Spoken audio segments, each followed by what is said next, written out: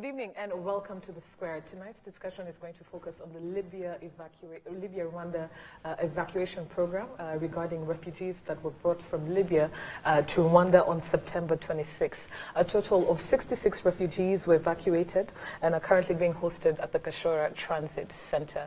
Joining the conversation tonight, I'm going to start with our guest on my immediate right is Mr. Olivier Kayumba, and Olivier is the Permanent Secretary at the Ministry in charge of Emergency Management. Mr. Kayumba, very glad to have you here.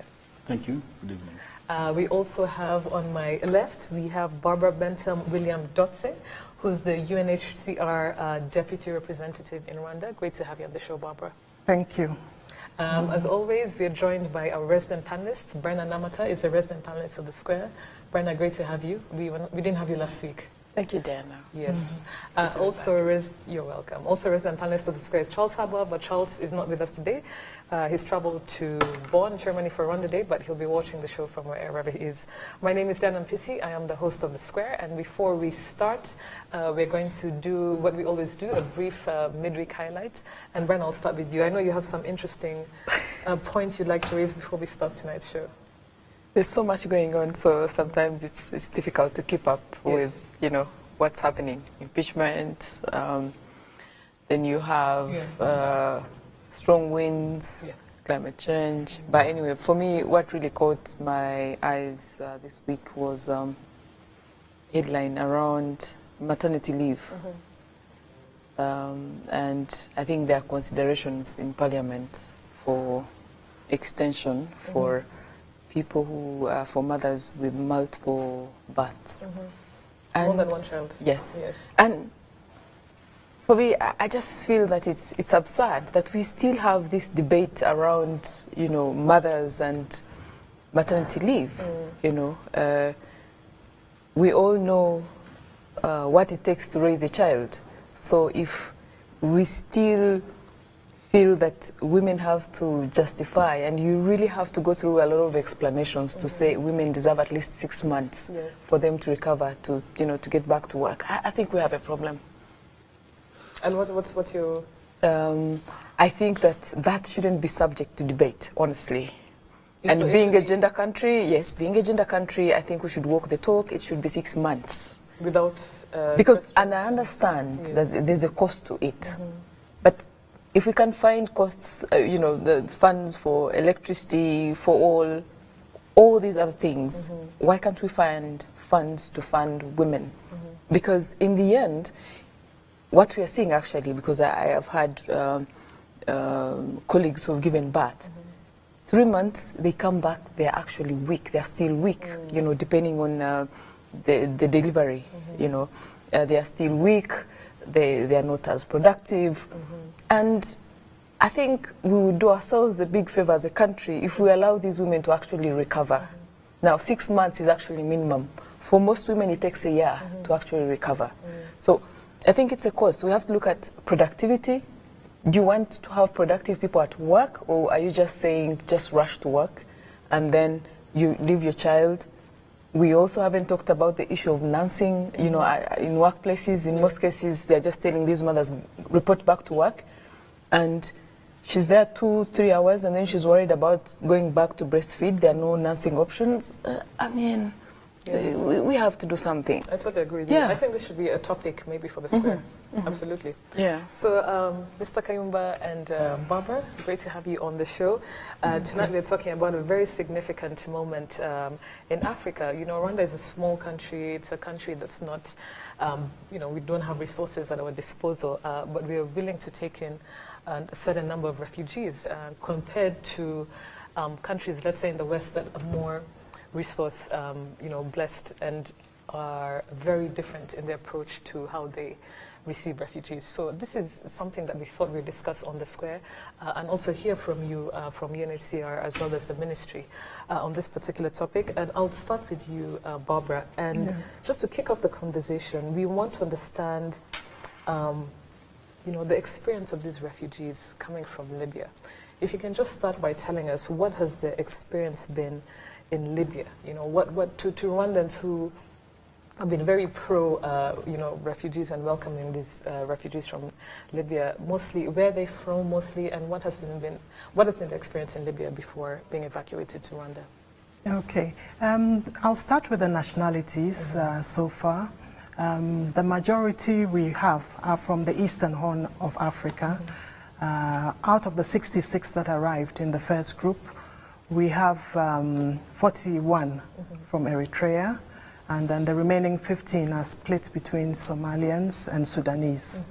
And these are people from countries which generate refugees, because as you know, there are conflicts in most of these countries. Regarding conditions in Libya, we know there's a lot of fighting going on. In July, one of our detention centers was bombed. 50 refugee and asylum seekers were affected. And what we've learned about conditions from Libya are testimonies of some of the people who've come.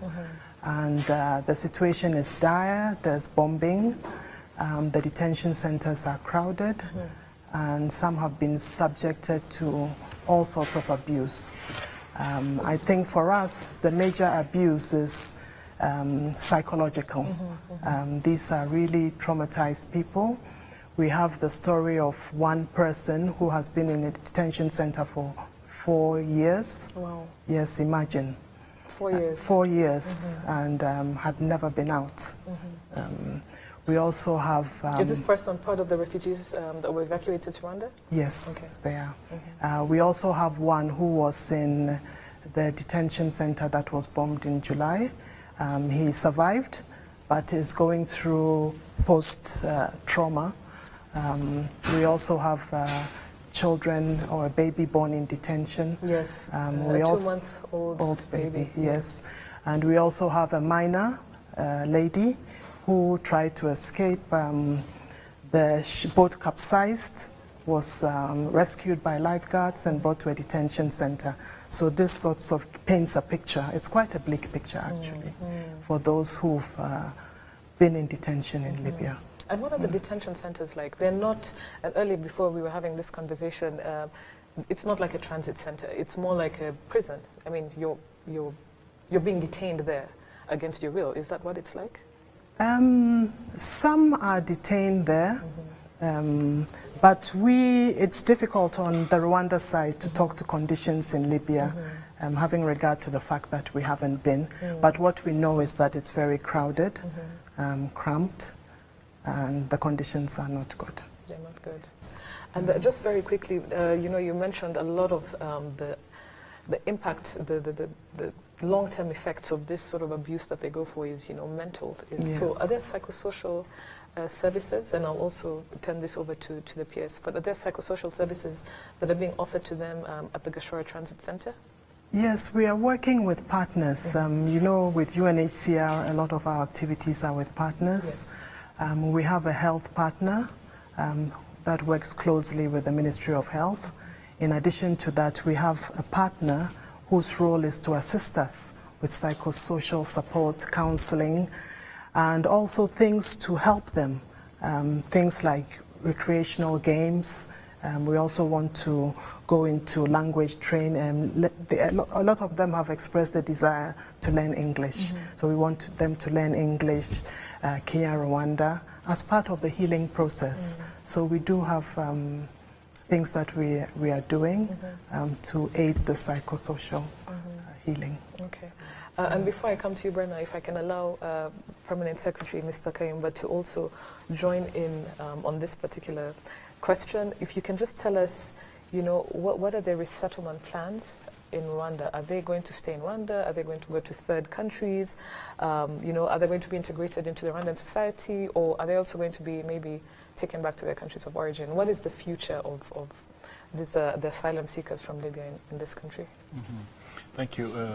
We are talking about emergency transit mechanism. On the principle, the concept of the ETM, the way we call it, the ETM is to have these people being evacuated to Rwanda just for their safety, first of all. Secondly, we know that they can go back home. That's the refugee concept. You cannot go back home because you fled your country. But now when you're settled in Rwanda, you have peace, you have security, then you can think twice. So we have three options for them. The first one is, of course, the better one is to go back home if the situation back home allows. The second one is to go to a third country. If the receiving countries, like in Europe, in America, in Australia, in Asia, if they can receive them, those are the options that the UNHCR is working on. And the third one, if you cannot get any of the two options, you can stay in Rwanda because, as the government said, the doors are open.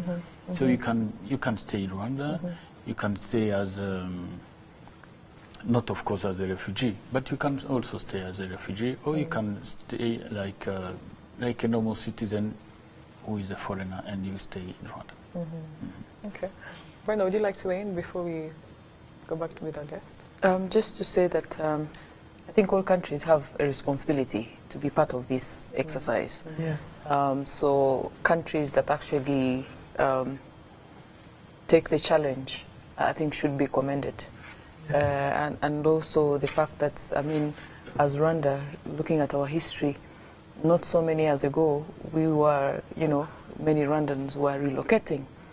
But, because of the significant work that has gone into rebuilding the country, now we can actually say we are opening our doors to, to other people to come in. And that's something that we shouldn't take for granted. But again, I feel that this responsibility has to be shared. And so far, African countries don't have actually a good record in terms of sharing responsibilities. And my fear would be that since Rwanda has taken the lead and said, you're welcome to come, you'll have other countries not worry about it. But we know, even with the support of UNHCR in terms of financial resources, there's a lot of work that needs to be done, to have a proper, resettlement program for it to take off. So my question to the PS would be, have you had any kind of engagement? Because we understand that this is a responsibility that should be shared. And now we are seeing that most of these people, they are coming from our neighboring countries, actually. Have you had any engagement, for instance, with your neighbors to say, okay, you should probably also share the responsibility? I think the request to share the responsibility was done in 2017 by His Excellency the President of the Republic when he was in Abidjan. I think there was the 5th summit, EU and Africa. Yeah. By that time, in his speech, he said that this is a responsibility that Africa should share. Yes. By that, I think that's the responsibility that the call we can make to African countries. But then, when we start acting, it will be hard for Rwanda to say we are receiving this, and then we call for other countries to continue receiving them. We do our part. The African Union is leading, and they will be making the call. It's not upon the Rwandan government to make the call. We have the African Union, which is leading us in this process. And maybe I think what we'd also like, because you touched a bit on it, if you could tell us about this whole framework. Like, what is the genesis? Where did it start? I know it started, we know it started in 2017 between the African Union, UNHCR, and the government of Rwanda, but if you could just shed a bit more light on the general framework and the genesis of this framework. Okay. Well, as you mentioned, it started in 2017 with a call of His Excellency, the President of Rwanda, to take in 30,000 migrants. But having said that, between then and now, the conditions in Libya are deteriorating. And as a result of that, UNHCR in Libya is finding it difficult to provide protection and assistance to refugees and asylum seekers who are trapped in Libya. So we are finding it difficult to protect or assist them or to provide solutions. And so the High Commissioner reached out to the President of Rwanda, asking him whether he would consider refugees. And in April 2019, we had a visit from a UNHCR team, the African Union, to Rwanda.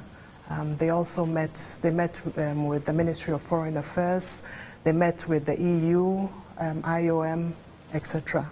And the plea was to still reinforce conditions in Libya, difficulty in protecting, assisting those stranded there, and to request the President to consider receiving the refugees. And in May, the government of Rwanda agreed. What then happened was there is an emergency transit mechanism in Libya. So there was a joint... The first on the continent? The first on the continent, yes. In Niger. Okay. So there was a joint visit by the government of Rwanda, UNHCR and the AU to Niger to see the emergency transit mechanism there, how it works, and to learn lessons, also to study the solutions being proposed. And that sort of shaped the Memorandum of Understanding, which is the framework on which it works. And just before I go into the modalities, I think it would be good for your viewers also to understand a bit more what this emergency transit mechanism is all about. And basically it has 4 components. The first one deals with travel arrangements, and the second one is reception facilities, and then the third one is case processing, and the final one is solutions. And with this emergency transit mechanism, we are talking about refugees and asylum seekers.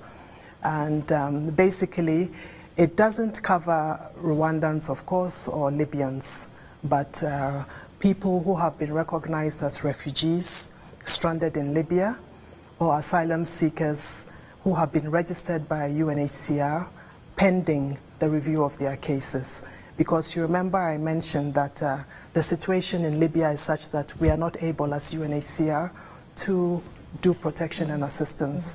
So part of the rationale of having the ETM here is to enable us as UNHCR to look into the cases of these people who are stranded and then provide solutions. The MOU, the Memorandum of Understanding, which is the framework, is actually signed by 3 parties. We have the African Union, we have the government of Rwanda, and UNHCR. And it somehow addresses a bit of your question, if Rwanda does it, will other African countries do it or not?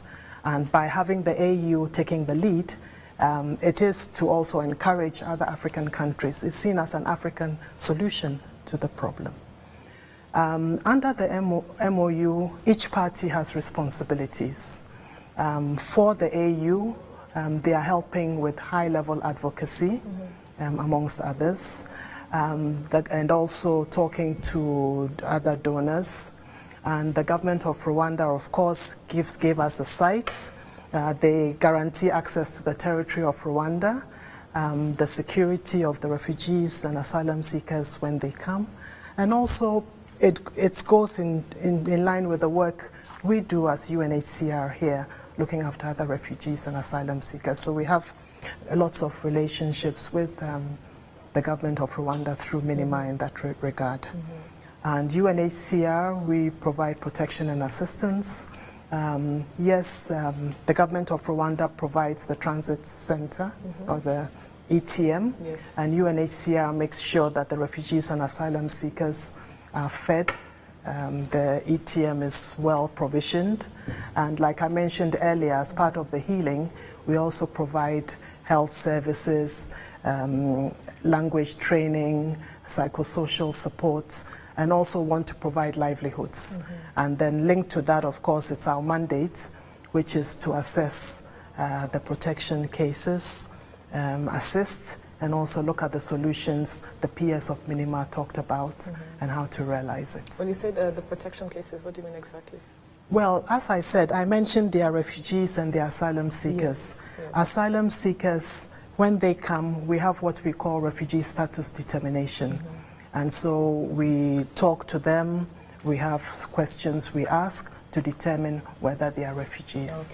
Yeah. So that's the difference between asylum seekers and refugees. Yes. And Mr. Kayumba, if you can also shed light, because I think the general public in Rwanda is wondering, you know, as a small country that has limited resources and so forth and so on, what is our capacity to handle refugees in general? And one, and then two, how many other refugees are we expecting to evacuate from Libya? We know these are 66, and there are numbers that say vary around 500 more that are coming. Thank you. Let me start by the second question. We have a second group that is expected in October. We don't have all the details, but as you said, the MOU talked about 500 refugees as a start. So we are having in the process with the UNHCR to evacuate them on their side and for us to receive them in the country. Yes. We'll be receiving them in Gashora, all of them so far, and we have a big capacity in Gashora for that. On the first question, if we, as a country, as a small country, as you said, but we are small, but let me say in Kinyarwanda, we are not ghetto. We can accommodate everyone. Yes. Our doors are open. We have currently 149,000, more than 149,000 yes. Refugees in the country.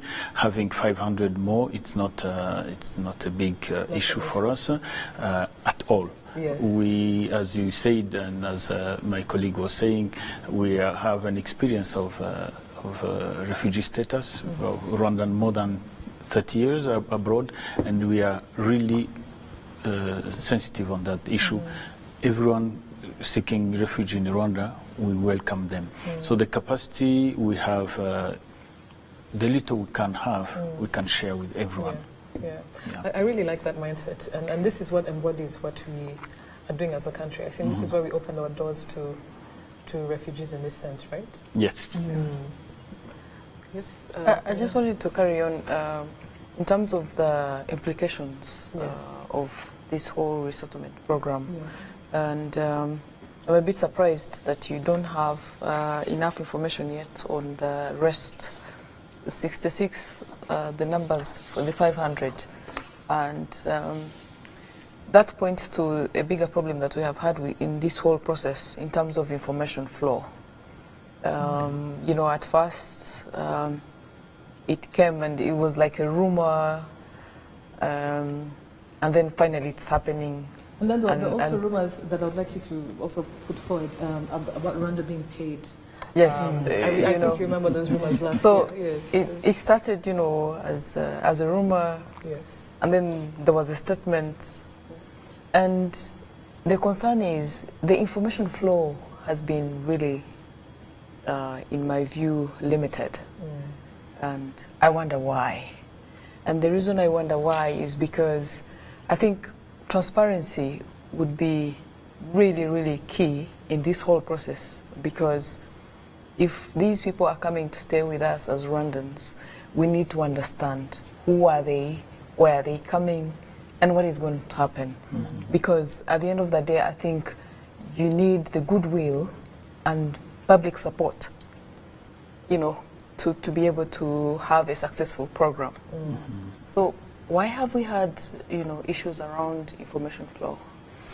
The information flow, it depends on how you state it. On our side, we cannot give out information of what we don't have. But what we had at first, and as my colleague Barbara said, we had discussions on the government side. All the discussions were public. I mean, information was put in public, I think by April. Even when the UNHCR High Commissioner came in April, he paid the courtesy to His Excellency the President of the Republic. They talked about it, and the information was out. When we started discussing at the AU level, the information was out. We did not make it public, you know. We are not having people who are vulnerable, and then we welcome them as champions of football. No, we are talking about vulnerable people. We can't make just a big show on the arrival. But the discussion there, when we had the MOU signing, the discussion before with the UN, the UNHCR and the AU, we gave out that information, and the signing was on 10th of September. In we had 2018? 2019. 2019. Oh, this year, yes, yeah, yes, this yes, year. yes, yes. We had the press conference. I mean, it was signed in Addis Ababa. There was a press conference in Addis Ababa. At the same time, I think a few hours later, I think around 11 local time, we had a press conference by the Honorable Minister of Minema and the UNHCR representative. The information was there. There was a rumor, I mean, you call it a rumor, but we had information of the first group. At first it was 75 people. We announced it, but later we got 66. The number, the figure changes, but it's not on the Rwandan side. It's on the side of Libya. You plan for 75. I'm not sure if it was a problem of the plane or documentation, but we received 66. We informed, I think on the same day in the morning, we informed the public that we are going to receive 66 people. On the local side, we have got discussions with the Eastern Province. We got discussions with the mayor of Bugesera, and we had a week before, we had on Tuesday, we have inteko z'abaturage. We had to explain in Gashora, Umurenge wa Gashora, I think, I don't remember the Kagari. We had to explain to abaturage that we are receiving people. We gave all those information. Probably we don't do it public and go showing that we are doing that, but we did our best to share information. The issue I got in the press, some complaints that we didn't allow them to receive them at the airport. We only allowed RBA, which was there at the arrival. The arrival was supposed to be at 7 p.m. Later it went to 9:30 p.m. I mean, you cannot have a show when you're receiving people who are vulnerable. We only allowed RBA, which was there. And we took some photos that we shared, and that was the communication plan we shared to every house, media house in Rwanda and abroad. So I think we did our best. Probably next time we are having a better plan that we work together and you give us ideas. We welcome all the ideas. As you were asking about the second group. The second group is coming in October, as I said. If you want a figure, I'll give you a figure right now. But on the D-Day, the figure might change. I might be having, we said, between 100 and 130. Let me give you that range, only that. If I give you an exact figure, you'll ask me, where's the other one? I don't know where. And Brenna will. I know she will. No, just to clarify, yes. I understand that there's an effort that has been made in terms of communication, but quite often what we see is that the communication is actually internal. There's so much going on within the different agencies because this is a multi-agency, operation. Yes. So you get a sense that perhaps people interpret internal communication as external communication. And I will tell you why. The reason I'm asking this question is, when they arrived, we tried to send out reporters to try and get information on the ground. And the local officials were referring us to UNHCR, to your ministry. Now, you're telling me today that there were local briefings. How come the local officials on the ground could not just give context? So, and of course, it's not easy to give information around vulnerable people. But I would have appreciated, for instance, if you had sent out guidelines to reporters, even how to report, issues around refugees. Because what we've seen, pictures of, children, which ideally shouldn't be happening. We are not sure they have written consent from their parents. And, there are all sorts of ethical considerations around dealing with. So, part of the communication before they arrived should have been that, for instance, you know, these are vulnerable people. You shouldn't have expectations around, for instance, wait with microphones and be interviewing these people. Absolutely. You know, yeah. Well, so, and I like that. I'd like us to go to a Twitter feed, and just touch on what you're talking about, Brenna, and also PS, what you mentioned. And the first tweet that we have is actually talking about the whole concept of pictures and so forth that you said, Brenna. It is from Anj, and Anj says, I'd love for you to touch on consent regarding media portrayal of the refugees, particularly the use of photos. Also, citizens' responsibility in the way we freely discuss their cases and post, share, exchange photos willy-nilly of the vulnerable people that make up this group. So I really think in the coming days, PS and Barbara, yeah, this information should be put forward to the general public in Rwanda about these vulnerable people and how we discuss, how we post, how we share, and how we contextualize their experiences. I think that's very important. Yeah, I agree with it's an opinion, and I agree with that. What we'll do is to have our colleagues in the media, the Office of the Government Spokesperson, our PRO, to try to take lessons of this, the first arrival, how we managed it, how the expectations of the population, the expectation of the media. We have currently the request to visit the Gashora Center, but we want these people to be settled, to have peace. They were traumatized. Some of them are in the hospital. We want to make sure that everyone is calm so that we can allow media.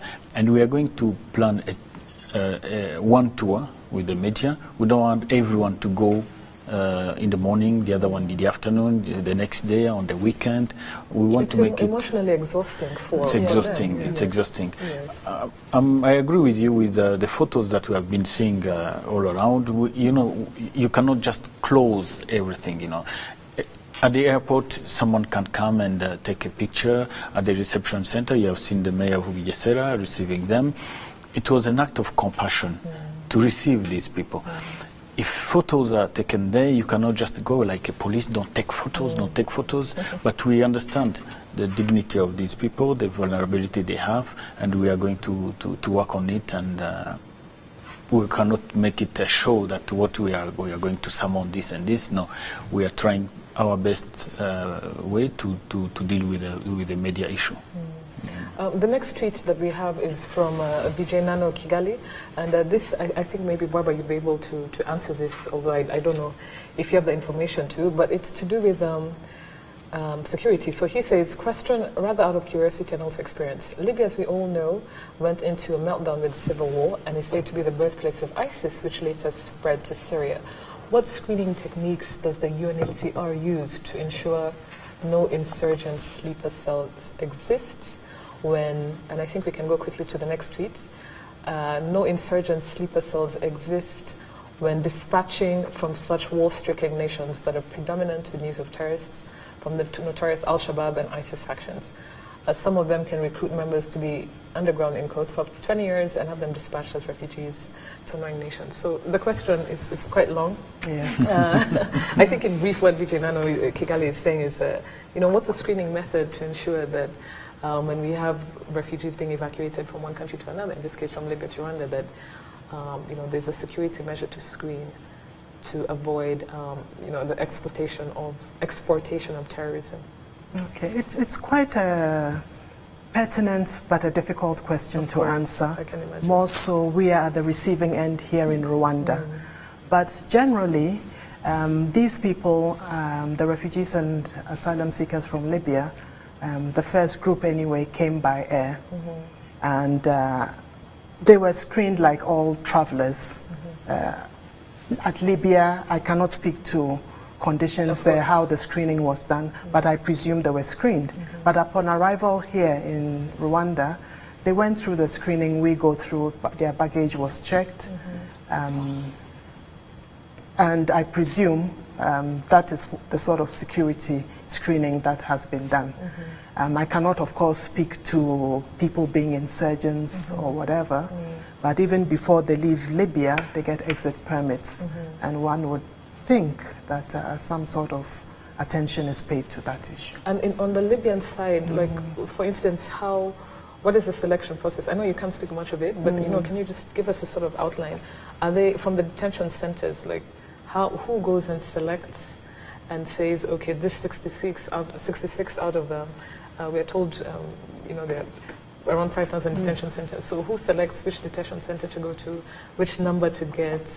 You know, can you give us a rough idea on how that process happens? Yes, what happens is that there are detention centers in Libya, like you mentioned, but one should be aware there's still conflict going on. Of course. So UNHCR, we don't have access even to all the detention centers. We go where we can, and the emphasis is on the most vulnerable who are trapped. And so we go to the detention centers that we can access, focusing on the most vulnerable.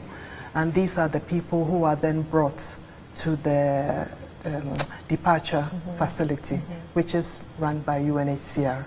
In addition to that, there are refugees and asylum seekers in Libya, an urban caseload.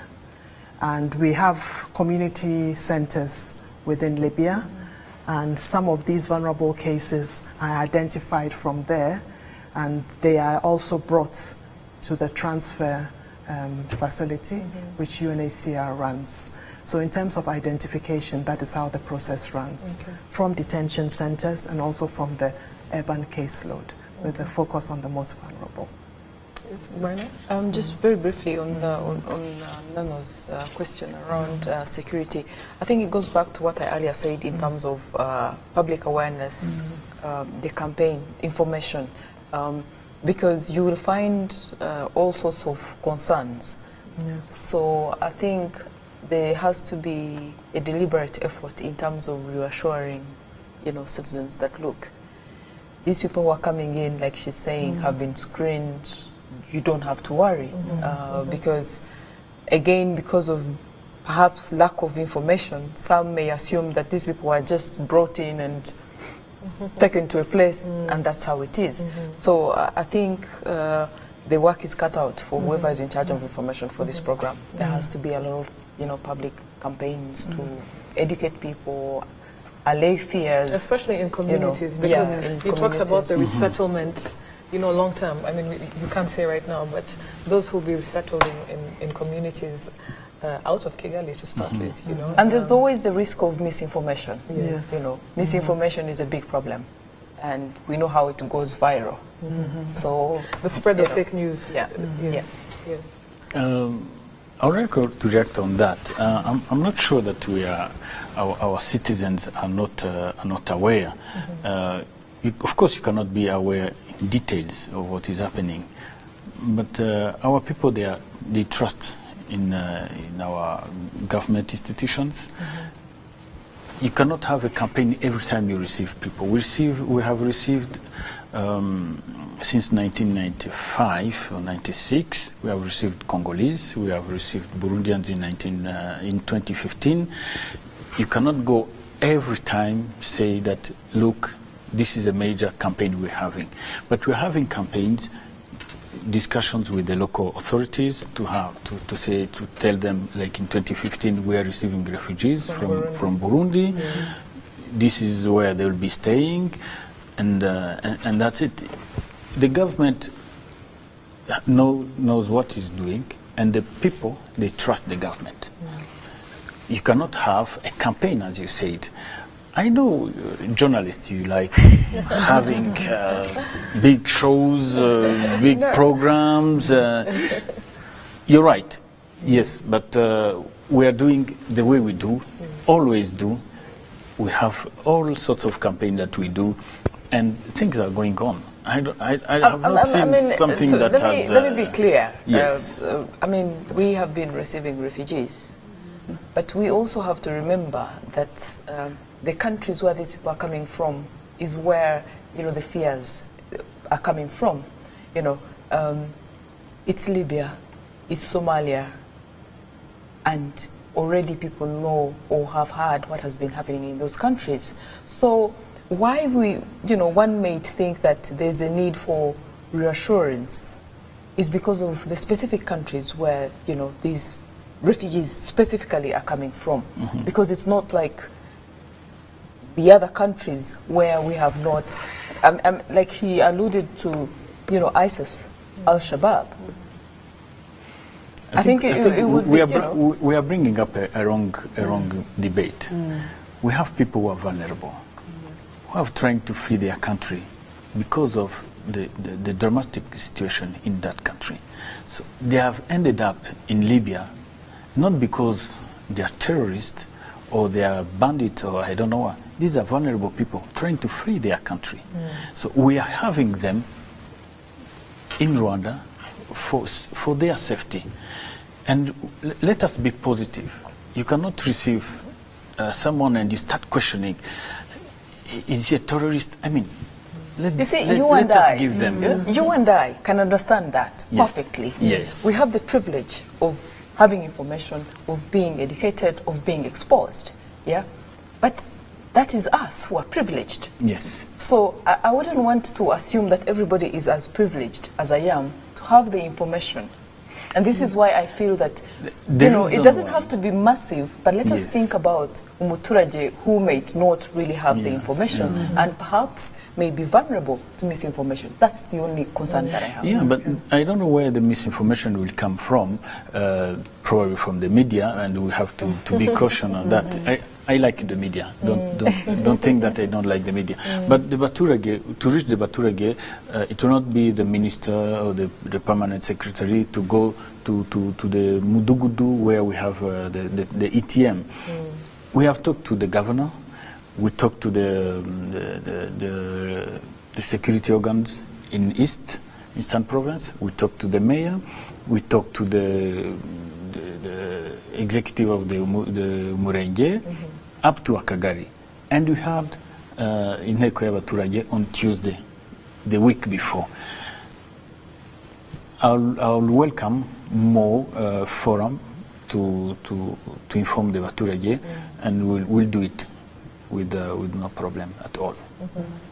I'd like us to take the next couple of minutes just talking about the general refugee crisis, the global refugee crisis, but starting with Libya. And again, Barbara, I know you're trying your best. You're not based in Libya. The UNHCR doesn't have access to move freely around in Libya and deal with these issues. But I think one of the key things that I really wanted to bring up is to do with the situation in Libya specifically. So UN estimates show that there are around 42,000 refugees in Libya at the moment as we speak. But you know, a lot of them endure what is termed as modern day slavery. I think we all saw that video, the CNN video around 2 years ago, that showed these refugees being literally auctioned off for sale, like cattle. And this is, most of them, this is when they try to cross the Mediterranean, of course, and don't make it. So this is what's happening in Libya. So my question is there a sort of, I don't know, justice for these victims? Are there initiatives on the ground that are dealing with providing, well, first of all, ameliorating the situation as it is, or providing justice to victims, to refugees who are victims of this abuse during their stay in this country? Would you know? Like I keep saying, still there's war going on in Libya. There is. So that is even the rationale for having this ETM here.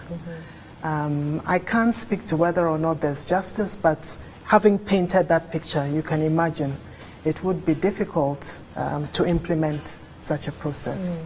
But in terms of justice for the refugees, I think them even being here in Rwanda gives them a new chance at rebuilding their lives. I spoke about us giving them language training, looking at how we can empower them through livelihoods. And through that, I think in a way it gives them the ability to rebuild their lives. And perhaps at some point in time, they might want to seek justice. But beyond that, it's a very complex issue, which even goes beyond the UN. Because first of all, I think the crux would be peace in Libya, before you could then talk about having justice or retribution for what has taken place. Absolutely. I really like that point. I think the first thing was to be, sort of restorative peace in Libya as a country before we then deal with the different elements that are a result of that war that's happening. If I may come in there, I was just thinking about How do we help these vulnerable people to become productive members of the society again? What kind of programs are you considering? What are the resources that are available? And I realize you keep mentioning English, but I hope Kinyarwanda is a priority. Definitely, so they can go to the markets and bargain, interact with the host community. But we did have some discussions with the initial group, and funny enough, majority wanted to learn English. But in terms of programs, we had already proposed both Kinyarwanda and English. Looking at the profile of the first group that has come, you have mixed level of education. We even have 2 university graduates. Oh, wow. But you also have people who are illiterate, but the majority of them are people who have gone to primary school, lower level, and you also have some between primary and secondary, that is high school.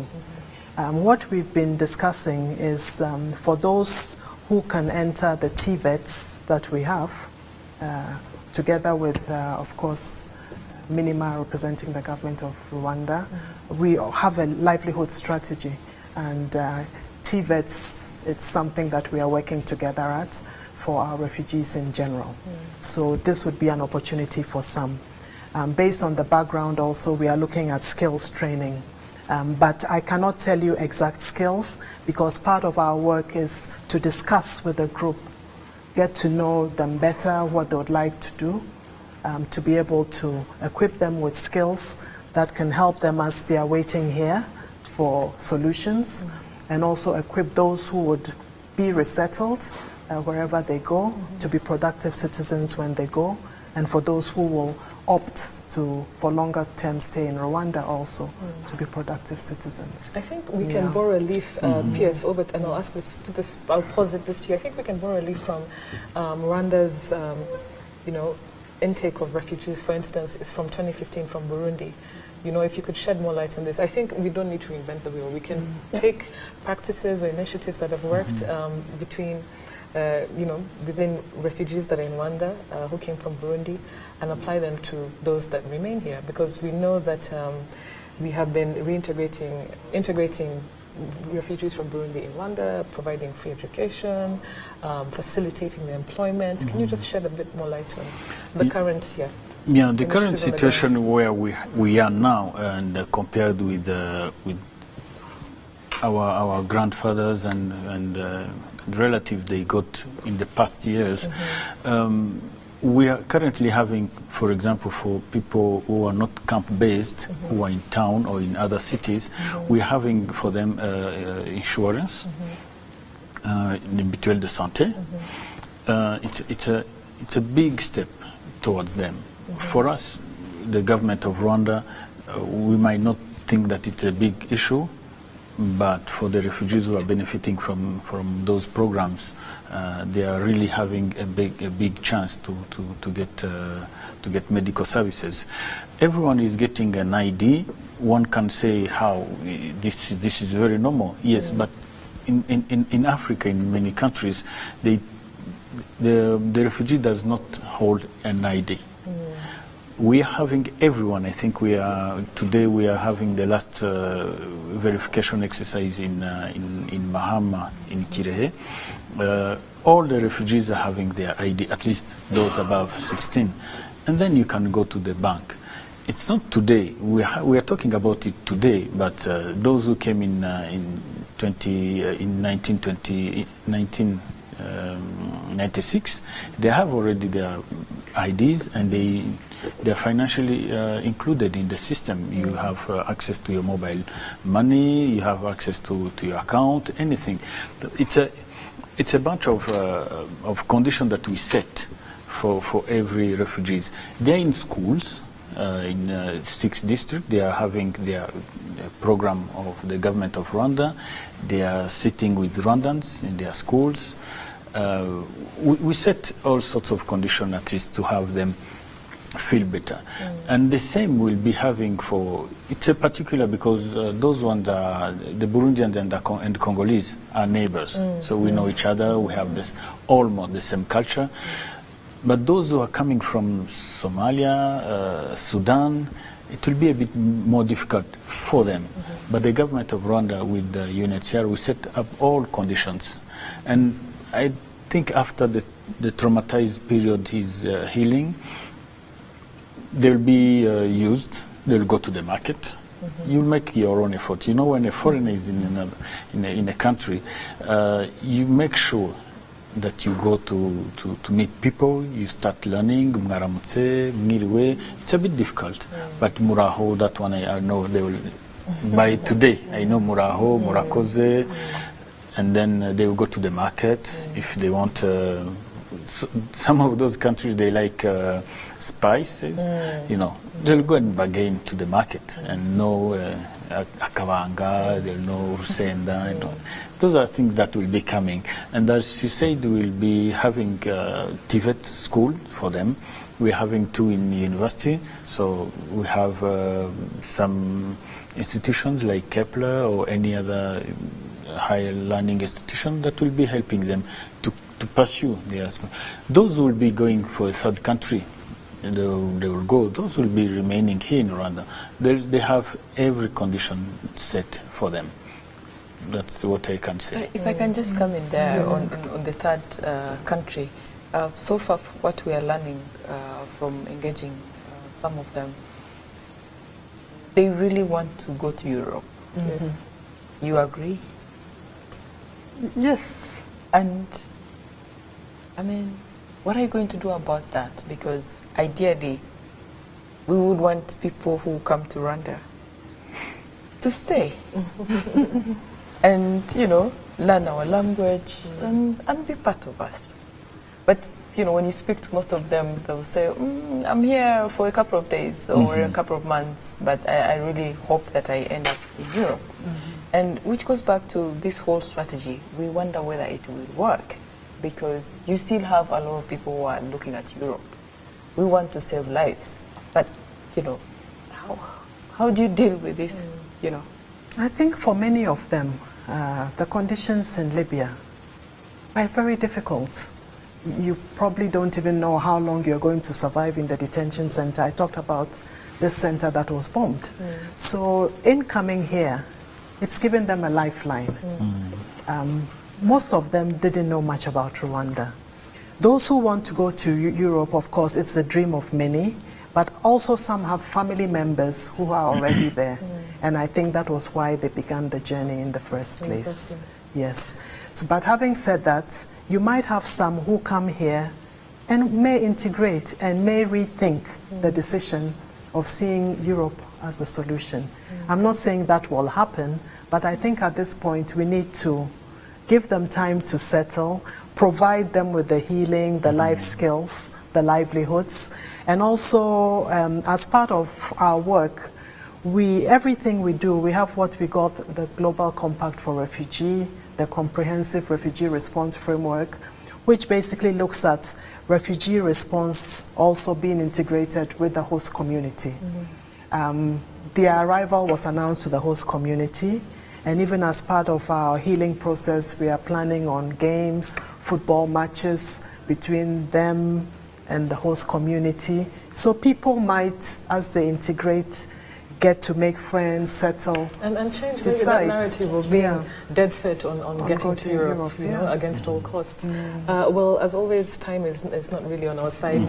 Things move very quickly, but I'd like to thank you, Barbara, on behalf of UNHCR for coming to the show. On behalf of the ministry, PS, Mr. Kayumba, thank you very much for honoring our invitation. Brenna, it's always great to have you on the show, and welcome back from London. And also to our viewers, thank you for watching, and please stay tuned. Keep the conversation going on Twitter using the hashtag #TheSquareRW. Keep the conversation going, and see you again next week. Thank you for watching, and have a good night. Thank you.